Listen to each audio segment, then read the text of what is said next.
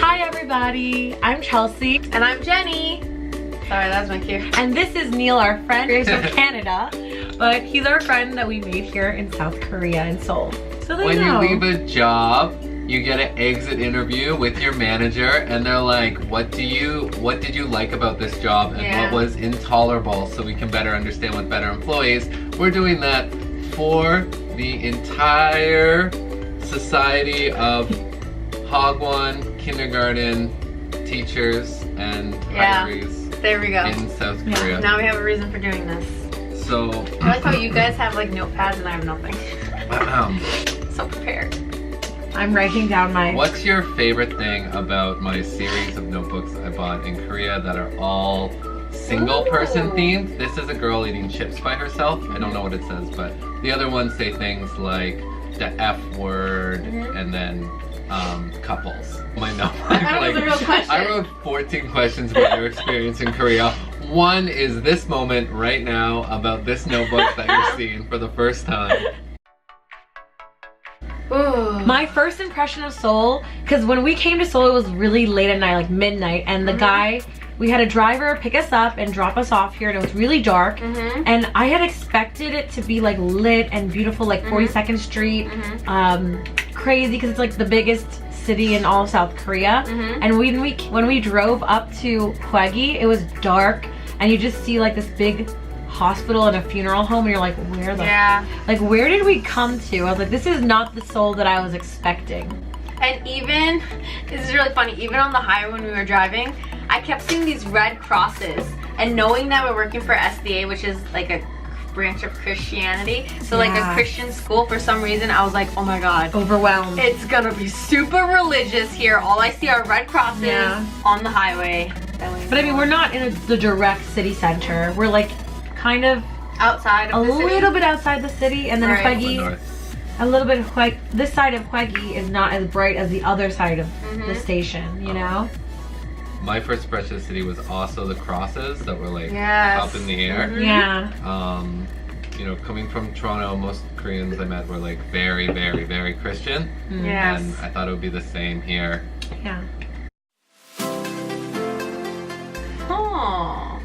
I think the number one thing is like, because I work at a kindergarten, they give me lunch every single day, and like a big, every single day, it's like rice and kimchi. And I know going back there's going to be rice, but there's not going to be kimchi. And I know that it's like, it's going to be so expensive in Toronto. For what I'm going to miss the least, it's going to be porridge. Which which I was told like is like a really great treat here. These girls love it, but I'm thinking of like just having like rice that's a little bit burnt, and someone puts some water in it and like sludges it, and it's like, here's a treat, and it's like, it's rice. Have you like rice with have you ever water. had pumpkin porridge, Korean pumpkin porridge? No. That's why you don't like porridge, because pumpkin porridge is so freaking good. I mean, I like porridge, like it's cream of wheat and stuff like that, but I'm talking about like rice porridge, taking like the burnt part of the rice and then putting hot water on top, and then I just feel like, what is your Mrs. Cook making? Because our Mrs. Cook does not make porridge that way. Well, even like out in restaurants, I actually haven't bought. I've had it like a few times where like it's like, oh, this is porridge, and like, oh, like don't finish all the rice in that bowl, and then we're gonna put water in it, and this is porridge, and like this is a treat. When I was a kid, I used to love to eat this, and I'm like, oh my god, it's just like, it's something that was like introduced to me as like, this is like this wonderful thing, and it's like, it's just wet rice. So I think I'm actually really gonna miss the sweet potato. The goguma? Goguma. The goguma is so good, especially because you can like go to the convenience store and they have the hot stones. Like even the CBU that we just came from, they have the hot stones, and then they just put it on top and they just like roast it for a few, I don't know how long, maybe a few hours or whatever. And then you eat it and it's so sweet, like candy. You know? You could peel off the skin, you don't even have to take the skin off, you just eat it and it's just so sweet. Like candy. I think that I'm definitely gonna miss. There's no set work hour. And if the boss, there's a set work hour, but if the boss wants you to do something, you kind of got to do it. Like overtime work. Like on Friday, Yeah. I wasn't allowed to go home till what, 9 o'clock when I texted you guys? Yeah, it was like almost 9. My workday ends at 6, and then at like 10 to 6, my boss wanted us to start moving chairs and start thinking about things, so that just we weren't allowed to go home until 9. I feel like that would not fly in America at all. I think that like for teachers there is like overtime work and like preparation outside of like the typical hours is usual, but I feel like the last minute, well, also like not always when you're teaching, like to if you prep work, lesson plan, making things, or like teachers do like extracurricular activities. Like I mean, like in Canada, anyway, Ontario, do like extracurricular activities without compensation, but here it's like it's not planned. You're just told like surprise, it's 10 to 6, it's Friday night, you're not going anywhere. There's no negotiating. It's just this is it. The big difference between here and being back in Canada is here I feel like very like I'm always being told something, and even if I give input, even if there's meetings, even if I've asked for my opinion, it doesn't matter. Like I have no voice even in my classroom, and also like for preparing things. It's like if I'm told something at the last minute, if something's like completely unreasonable, if something's not thought out, like I can't say anything. Whereas like in my old job, even like being paid minimum wage, if I had like input, it would be listened to and considered. And here it's just like there's nothing, and you just have to, I mean, I've been here for almost 2 years, and then so at this point it's like, you know, you just used to something comes up and it's like you can voice your concerns, but all you're doing is letting your manager know that you're not happy with them. You're not actually impacting anything. Like it's seen as complaining. And this is the perspective. This is the perspective of a Hagwon. We don't directly know if this is how it is in a public school or a university, but from what I hear, it's not that much different. But from our experience, we don't really know. I know. The best thing I found in Seoul was the Goodwill store. Oh my gosh.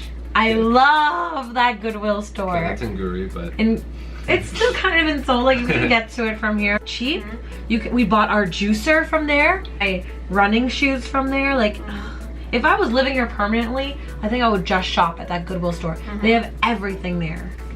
You know what I thought you were gonna say? What? Like going to the dermatologist. Oh, actually, that's also true. I really that's what I really thought you were One gonna of the best say. things that I discovered. Oh no! Another great thing I discovered was the acupuncture. That's what. Doctor. Yeah, I was thinking that. Chelsea, if Jenny can't have 2 things to say about her favorite food, yeah, right? I have 2. Don't worry. The best thing that I found in Korea is probably, this is bad because it's like buying things, but I think Artbox. Between Artbox and Butter, like every time I walk into that store, I just get inspired for some reason. And I always love stationery, and I always love like kind of home goods kind of things where you can personalize your house and stuff like that. So I don't know, for some reason, no matter how many art boxes I go into, even if they have the same exact thing, I love going to Artbox because it's just so creative. And then I always convince myself not to buy things. Yeah. And I mean, the thing is, in Artbox, those products would be so expensive in New York. Do I have to explain what Artbox is?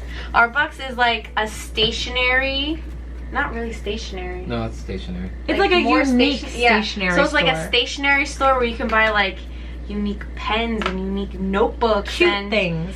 Yeah. Really cute things. Cutesy and convenient things.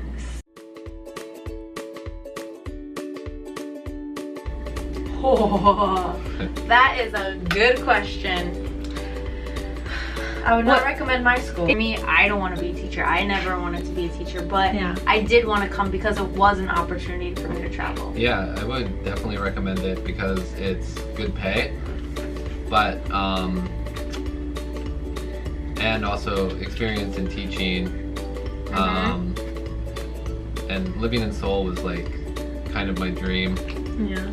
like a flighty dream just a few months before I came here, but still I was like totally fixated on I have to come to Seoul. Would you recommend it if it wasn't in Seoul though? Oh, I don't know. I've never. I would recommend it if you like want to have experience working with kids and you're here for short term, like 2 years or less. I definitely would not recommend even Seoul for like long-term teaching. Not only because there's not really any opportunities to move up, but also because people are always leaving and you can't really, it's hard to dig your heels into a place like Seoul because the turnover rate is so fast. That's true. Yeah, I think that it does become a stepping stone though. Like whether it's just for experience and moving up to something else. Yeah. But I guess the cost of living is low, so it's definitely a great starter job. I think it's a great way to save money if you don't really have a steady income. Like this is the perfect stepping stone for me. Paying off loans. Paying off loans, yeah. You don't have any like financial responsibilities. You get your own apartment. There are a lot of benefits. There are. But I think that after working here for so long, those benefits become like you can't get any more than what you already have. Yeah, it kind of does hinder you from experiencing more. Yeah. North Korea. Oh my god. Yes. Like, are you worried about North Korea? I had one thing I loved, it wasn't annoying, it was actually the best, was I had a friend on Facebook write that I was living in North Korea and they were worried about me and started to be like, I'm not actually living in North Korea. Oh my goodness. So thanks for your post. My worst moment was... That's funny. it was at my first job and I was sitting in the teacher's room doing some work and I heard my voice like throwing a temper tantrum coming from the hallway because I'm a performance artist and I made a video where I was like, oh my god, screaming at this girl and laughing like out of control and yelling about what? Accidentally killing Kevin Sorbo. And so basically one of my students had found my YouTube account oh my gosh. and was showing it to the other students on his phone. How old were your students? He was 10. Oh my gosh. My. Like Korean age. He's advanced 12, maybe. effers. So anyway, he got my YouTube account, which I'm pretty sure it was because I was logged in on the laptop that I leave in the classroom. I don't even think he knew my last name to look me up or anything. But yeah, definitely him finding that. And so I actually I made all my videos private, and on my website I had a link to a video where I talk about dating a man, a breakup with a man. So I was really nervous that he might show it to his parents or something, and they want to get me fired, and then if you get fired here, you get deported. So I deleted it, and it was the only copy of this performance that I was like really, really proud of.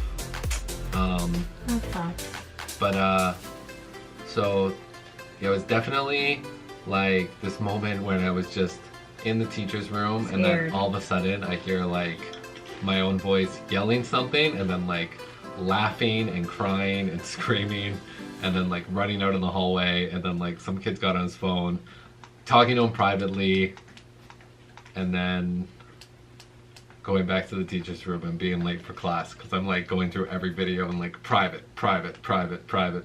Yeah. That's wow. That's scary because that's your job at stake right there. No, that's like your life here. You can get deported, like you said, because your school is the one sponsoring your visa. Right. And it's especially difficult when you're a part of the LGBT community and you're living basically in the closet all over again. Like, I was never really in the closet. My own story, different video. But for someone who's like never been in the closet to come to Korea and have to be in the closet, it's a really uncomfortable situation. It feels so constricting, and like you don't feel like yourself, and you have to always hide something about yourself. And it's hard when you're working with your partner who's not your partner. You're pretending that's not your partner. It's just complicated. And the fact that like your own personal life that has nothing to do with your own professional life could interfere with your job. It's really scary. Even if you're a great teacher, even if you do everything so professionally well, you've never broken a rule, but who you are as a person could get you fired. That sucks. Yeah, well, like you were saying before, right? Like, it's about making money and the bottom line. So it's like, even if your boss doesn't care, which there are like a lot of very, very conservative parents, and if they're like, no, I don't want, I don't want like this queer person teaching my child, I'm pulling them out of the hagwon and I'm gonna talk to the other parents too, then like they'll get rid of you. Oh yeah. Like if it's like, if it trends the bottom line, which is here, I think it would. Here, I think it's like really possible. That's true. For it to be a situation where the parents like don't want their kids. Yeah. So that's something. Even when we first started, there were rumors of Jenny and I being in a relationship. I started them. Bitch, please. Knew it. I knew it was you. My fan fiction. But we were lucky enough to have an amazing coworker, another foreign teacher, who when was approached with questions of Jenny and my relationship, she straight up was like, that's none of my business and that's none of your business. And they're really good, really good teachers, and that's all you should really care about. Yeah. And she totally shut it down.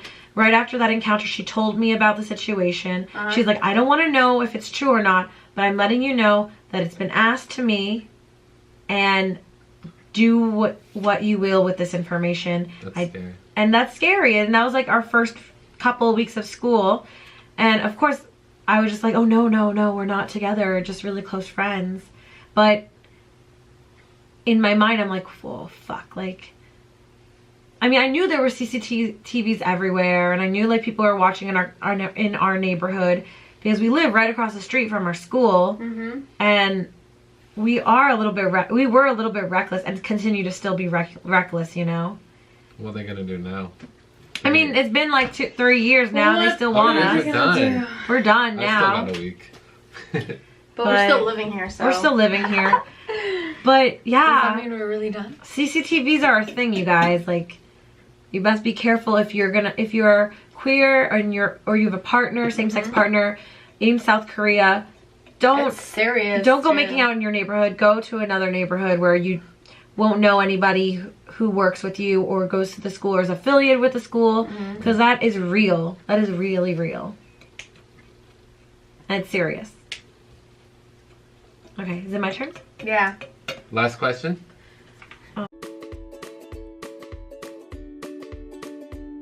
Go off the beaten path. So I would just say, like, if you have the time, go to those popular places, see what you gotta see, and then, take a side road, take a side street, like go and explore and get lost a little bit, because you'll probably find something really cool, because Seoul has a lot to offer.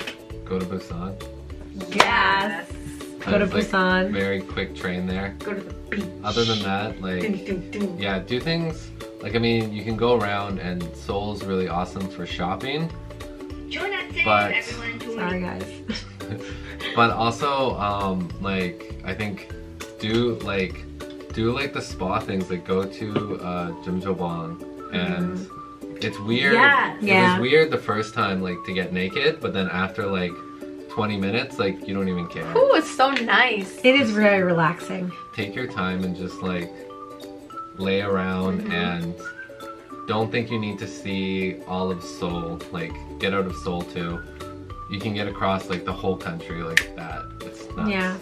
Yeah, on the train too, it's so fast. Yeah, like it's what? It's like 2.5 hours or something to get to Busan from here.